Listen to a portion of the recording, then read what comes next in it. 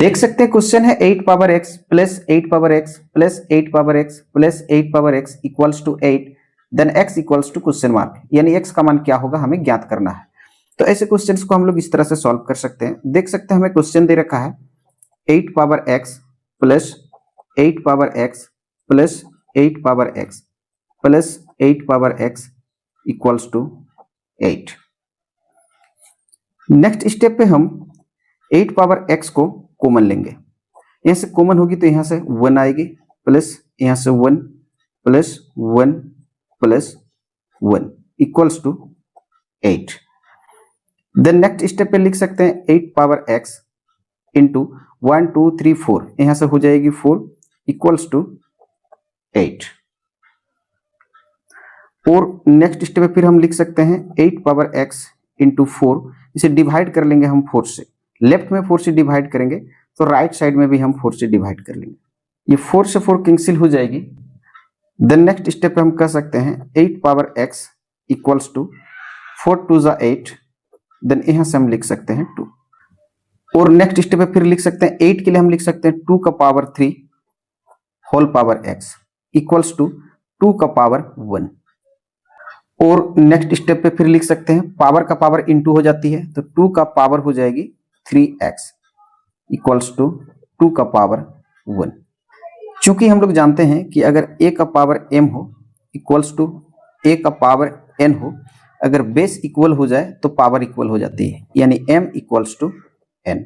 इसी रूल को फॉलो करते हुए हम यहां से आगे बढ़ सकते हैं। देन नेक्स्ट स्टेप पे हम कह सकते हैं ये 2 और 2 इक्वल है तो पावर इक्वल हो जाएगी, यानी 3x equals to 1। Next step पे फिर हम लिख सकते हैं यहां से 3x को डिवाइड 3 कर लेंगे और 1 का भी डिवाइड के फॉर्म में हम 3 कर लेंगे, ये 3 से 3 कैंसिल हो जाएगी। देन हम कह सकते हैं x equals to 1/3,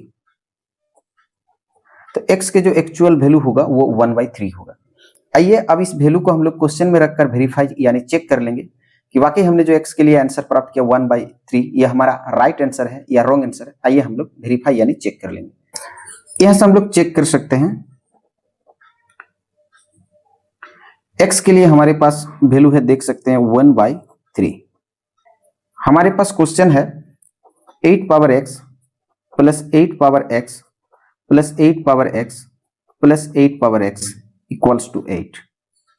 next step पे हम 8 पावर x के लिए 1/3 है तो यहां से हम लेंगे 1/3 प्लस 8 का पावर x के लिए 1/3 प्लस 8 का पावर 1/3 प्लस 8 का पावर 1/3 इक्वल। और नेक्स्ट स्टेप पे लिख सकते हैं 8 का पावर 1/3 1 2 3 4 बार है तो यहां से हम 4 इंटू 4 कर लेंगे इक्वल्स टू 8। नेक्स्ट स्टेप पे फिर हम लिख सकते हैं 8 के लिए लिख सकते हैं 2 का पावर 3 होल पावर 1/3 इंटू 4 के लिए लिख सकते हैं 2 का power 2 equals to 8। Next step फिर लिख सकते हैं पावर का पावर इंटू हो जाती है तो 2 का पावर में 3 इंटू 1/3 इंटू 2 का power 2 equals to 8।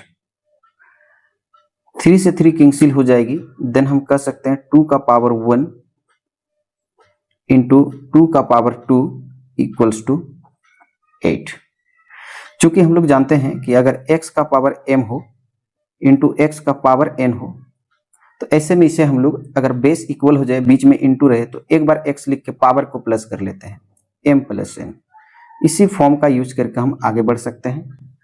Then next step पे हम कह सकते हैं ये 2 बेस इक्वल है तो एक बार 2 लेंगे और इसके पावर को हम प्लस कर लेंगे 1 प्लस 2 इक्वल्स टू 8। और नेक्स्ट स्टेप पे फिर हम लिख सकते हैं 2 पावर में 2 प्लस 1 यहां से 3 हो जाएगी इक्वल्स टू 8। और नेक्स्ट स्टेप पे लिख सकते हैं 2 पावर 3 8 इक्वल्स टू 8।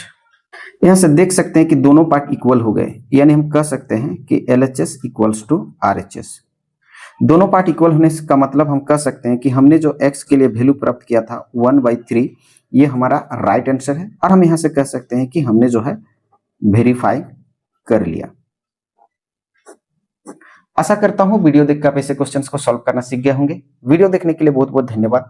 हम लोग फिर मिलेंगे एक नए वीडियो में एक नए क्वेश्चंस के साथ। तब तक के लिए जय हिंद, जय भारत।